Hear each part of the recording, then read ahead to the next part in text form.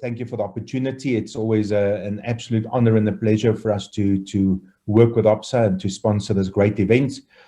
As Tolo has said, things have changed dramatically for all of us in the recent period, including for CBM training. So if you would allow me an opportunity, I will talk to you a little bit around some of the changes that we see happening in the training and development market, and maybe talk a little bit around how that would be relevant for office professionals across South Africa specifically. The kind of key question that I had for office professionals that I started off with is to say, do we still need office professionals? Do we still need personal assistants? Do we still need executive secretaries?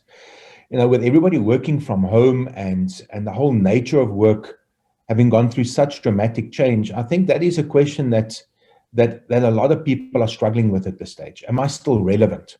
How has my job changed? How do I still add value to my organization? Because the value that I'm adding is different. And how is it different? So we started off when we entered this whole lockdown as a business to do a lot of research and some reflection on what are the unique challenges that we believe are facing managers and leaders in this the new normal. I personally hate the term, but there you go. I'm using it, the new normal. So what are some of those challenges? What are the things that's suddenly different for managers and leaders in businesses? I think one of the fundamental shifts that have taken place for a lot of managers and leaders is this whole idea of leading with compassion. We talk very easily about compassion. We talk about, we care for our staff, we care for our people. But the pandemic has really brought this whole idea of leading with compassion to the forefront. People are going through unbelievable personal challenges during this lockdown. We even in our business, and I'm sure you guys experience it in your circles as well. People have lost their jobs. If people still have their jobs, more often than not, their spouse have lost their jobs, or they are on a reduced salary, or they have lost loved ones during this pandemic, or they have family members who are ill, or they're trying to manage this balance between work and life, trying to get work done working from home, but children are under your feet and the schools have not returned to normal. And all of those things place unbelievable personal burdens on people. So as a leader, if you are not truly compassionate with your staff, it's going to make it very difficult for you to really get them on your side and to help them get through these challenging times. I think very closely related to that, managers are obviously experiencing a challenge with managing remote teams. Just the fundamental principle of how do I manage performance when I'm not actually with this person in the office? How do I ensure that they're doing what I expect them to do? How do I have developmental conversations with them when everything's online? That personal contact's just not there. And that makes things very challenging. And they need to understand, how do I still achieve results and how do I still manage effectively, even though I'm not physically in the same environment with the people that I manage? That leads to challenges with communication. As I said, communicating online is very different. We're sitting here doing this award ceremony online. And I think we all know fundamentally the whole experience would have been completely different if we were in a venue together. If I was now standing up in front and I could see these faces in front of me and I could see people listening to what I'm saying, is there some energy in the room? All of those things create a certain level of communication intimacy, verbal and non-verbal. And that becomes really challenging when all of a sudden all of our communication is either on the telephone or on Zoom or on MS Teams. But we still need to get messages across. And the question for managers is, how do I still communicate effectively when I don't have this physical presence?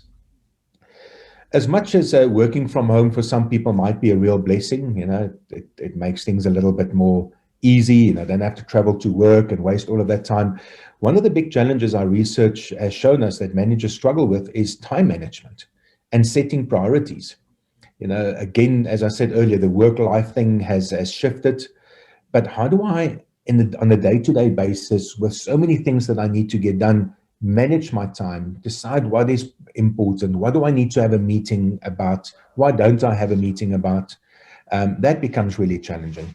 And obviously, as I said, the work-life balance in general. I don't think people often realize how tricky and how challenging it has become for us to all of a sudden have our personal lives and our work lives forcibly integrated. Businesses for years have been talking about this whole idea of work-life balance. But, even if you look at those words on the screen, they're separated. They're separated by a slash.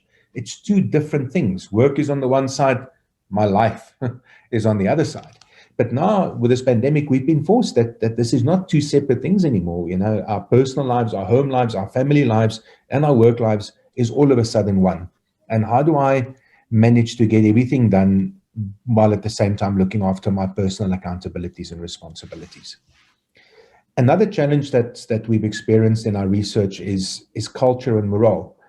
We all talk about corporate culture and how important it is to build a company culture, but I don't know if you've ever thought about how do we build a culture when we're not even in the same building? Those of you who work in government institutions, banks, insurance companies, I assume most of you, since the beginning of the lockdown, have probably been working from home. And it definitely is having an impact on this whole idea of culture. What does culture look like during a pandemic? How do I build morale? How do I keep people committed to the organization and committed to the business if we don't actually have an opportunity to even sit and spend time together? The next challenge is new technology.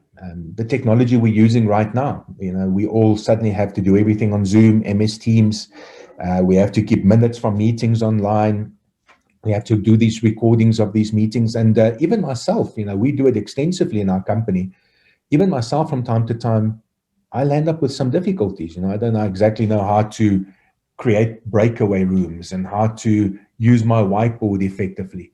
So all of this new technology has suddenly created an expectation for all of us, including office professionals, to be technology experts, to be able to run these meetings effectively using the technology that we have available. An obvious one, I think, is stress management. With all of these new challenges, the pressures on work-life balance, the pressures on time management, it is creating a lot of stress. You combine that with personal challenges and problems that people are experiencing. Stresses are increasing, and stresses are getting quite dramatic for some people on a day-to-day basis. And an interesting one is HR issues. Somebody came to me the other day and they said, well, how do you, for example, manage your leave cycle now that people are working from home? Because all of a sudden, I don't know if it's the same in your organizations, it's definitely happening here at CBM.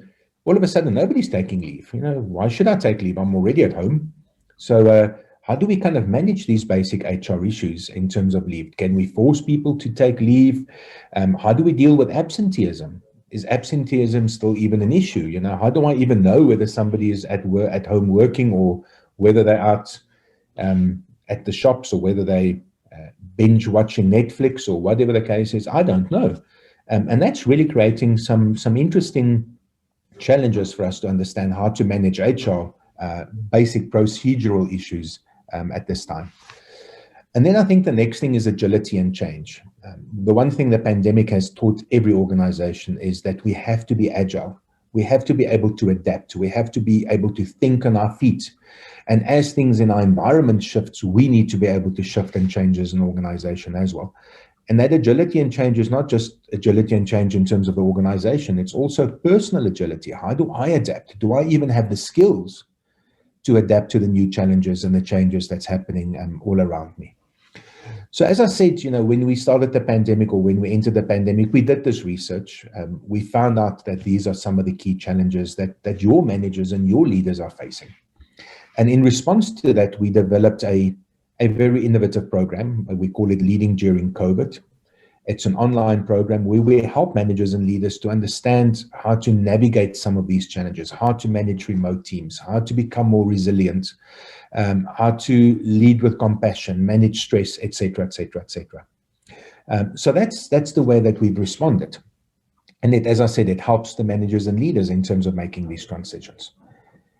But the key question, going back to where we started, is how do you as an office professional remain relevant?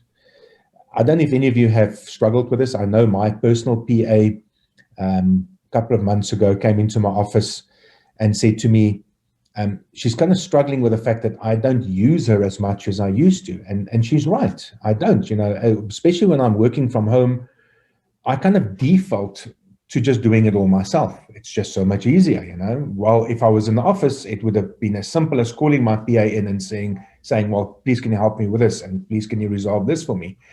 But now if I think, well, I have to pick up the phone, I have to call her, or I have to schedule a Zoom meeting, or I have to send an email, you know what, never mind, I'll just do it myself. And she was really becoming quite concerned around, am I still relevant to you? Can I still make a difference in the organization?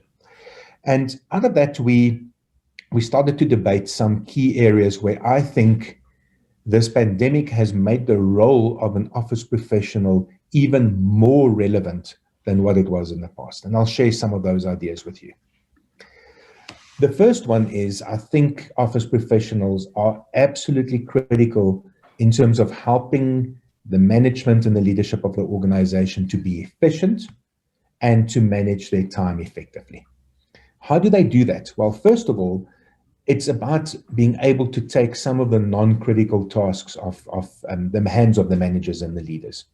We spoke in the previous slide around this challenge around time management and prioritization, and how all of a sudden our managerial and leadership roles have become so much more complex. So that is definitely something that managers and leaders, including myself, need from our PAs. Help me to take some of the stuff that's not absolutely critical right now off my hands, so I can focus on leading with compassion and prioritizing and dealing with the changes and coming up with new ideas. To be able to do that, it requires you as an office professional to be proactive. You can't always wait for your managers to ask you to do something for them, because, as I said earlier, most probably they're not going to ask you. They're just not going to delegate. They'll just do it themselves. So be proactive. Engage with them on a continuous basis to ask, what can I take off your hands? What can I help you with? What can I assist with? So yeah, we came up with this idea. Send me a daily brief on what I need to do. Help me to rank it in terms of priority. Is it critical? Is it urgent? And if it's not critical or urgent, we don't need to worry about it today. Let's rather look at it tomorrow, because today is a very busy day. So helping me to kind of plan my day a bit better. One of the things that I also think really helps managers and leaders is if the office professionals give them a call after meetings, especially meetings that they sat in on, and then say, right, so now the meeting is finished. Let's talk. What needs to happen? How do I help you to prioritize it? How do I help you to plan around that? And that helps me to plan my time better, and it helps me to also be a lot more efficient and effective. The next thing in terms of how office professionals remain relevant in these new times is versatility. As much as managers and leadership roles have become more complex, the role of an office professional has also become more complex, not less complex. So in the research and some of the discussions we've had, in my opinion, office professionals need to be able to assist with doing, for example, research around clients, research about what's happening in the market, research around projects that we're running, and helping to collate that research into something that managers and leaders can use. Helping them to develop effective communication systems. How do we still communicate and still have some structure and discipline around our communication, even though that kind of face-to-face communication is not in place anymore. Helping to coordinate technology. One of the things that I would love is somebody that will, when I do an online session like this or online training that I do for a day, to almost be helping me to manage it effectively, helping me to navigate through some of the functionalities of the system. So, becoming very au fait and experienced when it comes to some of the technology that's out there. And I think also office professionals become a key driver, especially in these new times, around culture and being a driver and a supporter of culture in the organization, because they generally have the ears to the ground. I'm sure you would agree. And then to be the eyes and ears. Being the eyes and ears for me means helping the managers and the leaders to pinpoint any personal challenges that people might be experiencing, any personal issues that they're struggling with. People are often very reluctant to come directly to managers and leaders when they have these personal issues. And an office professional is often more in direct contact with these people and can be the eyes and ears of the manager. If there's any rumblings and mumblings about people being demotivated and concerns around the culture of the business and concerns around the sustainability of what we're doing, to be able to flag that and bring that to the ears of the managers and the leaders. And also then, as part of their role, to suggest some ways for the manager to get involved. I think, I'll be honest with you, I think a lot of managers and leaders are very intimidated around this whole thing of dealing with personal issues and helping people with that compassion side. A lot of managers and leaders are not naturally compassionate.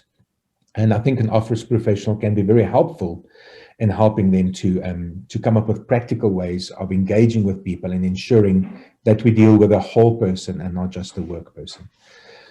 So those are some ideas in terms of how I believe office professionals remain relevant. Now, what does that mean? It means that obviously if you want to remain relevant, I believe there are some key skills that office professionals need to develop if you have not developed it already.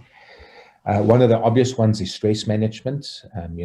CBM training and a lot of other organizations offer practical courses in stress management, helping people to cope with stress more effectively.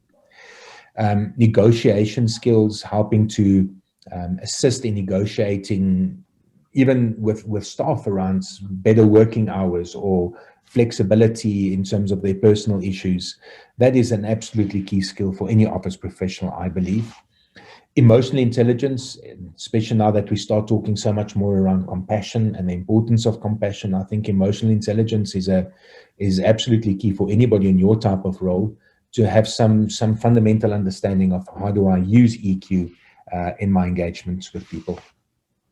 We spoke about time management and prioritization. It's easy to say help your manager to prioritize their work, but if you don't have the skills and understanding how to do effective time management, it would be quite difficult for you to really give them practical advice and support them in terms of time management.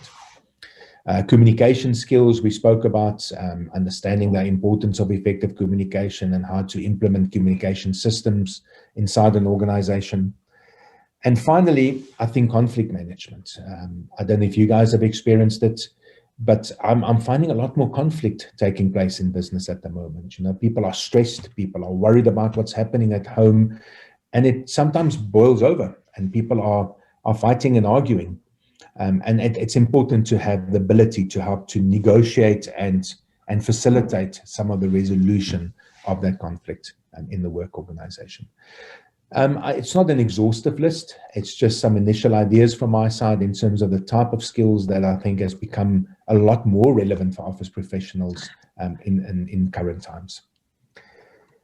So in summary,